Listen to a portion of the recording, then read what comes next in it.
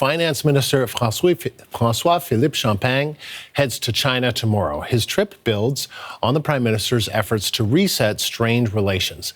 But comments from a Liberal MP on Chinese forced labor aren't helping. The CBC's Rafi Boudjikanian is on the story. He joins us now live from our Ottawa bureau. So, Rafi, what are the challenges and stakes involved in this trip?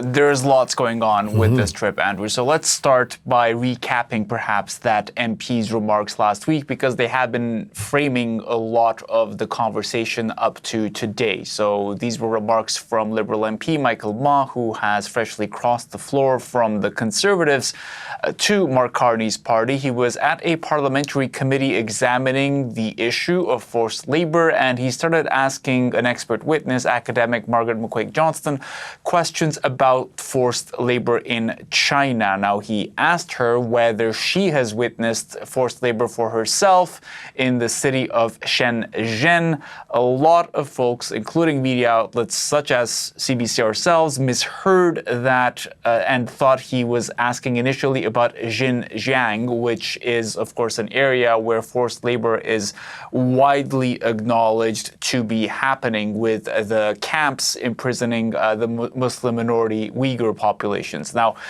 then Ma proceeded not to answer questions immediately about whether he believes there is forced labor in China, and he eventually issued this statement where he apologized for his behavior toward the witness and also said he had been saying Shenzhen, not Xinjiang.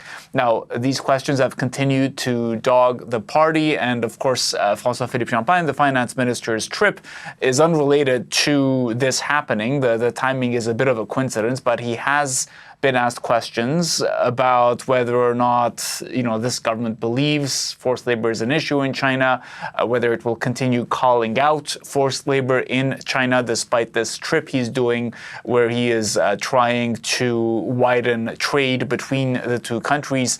Champagne said yes, he will be bringing up these issues in private with the Chinese government.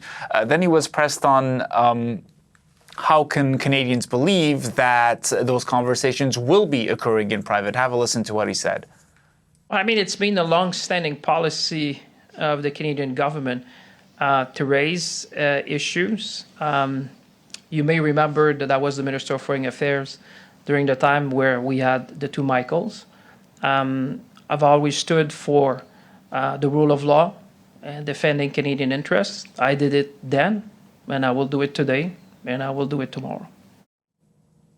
Now, of course, Michael Carvig and Michael Spavor's case was quite well documented when they were detained by the Chinese government. There was a lot of civil society activism about that detainment. So though the government did talk about it publicly, I would also say at that time it did not have much choice but to do so, given the kinds of pressures it was operating under. And the timing of all of this is interesting because of the trip, but also because the Prime Minister was asked if he was going to attend a fundraiser tonight with Michael Ma. As you've been reporting, we presume that this was planned before this controversy happened. How did Mark Carney respond? Yeah, Mark Carney was asked about that earlier today at another news conference. He hinted that he is going, but that he did not want to get into details, given that he was at a government event and this is a Liberal Party event. Have a listen. Mr. Ma has apologized for his comments and directly and unequivocally recognize the seriousness of the issue, continues to be a member of our caucus, and I'll continue to work with him, including in the issue that you referenced in the second part of your question. This is a government event, though, so I don't want to speak about party-specific things around fundraising. I will say we've also asked the Liberal Party if cameras will be allowed into that event this evening, and the party said no.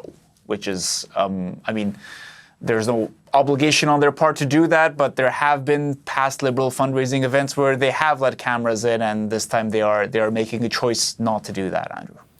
Interesting. All right, Rafi, thank you. CBC's Rafi Boudjikanian in Ottawa.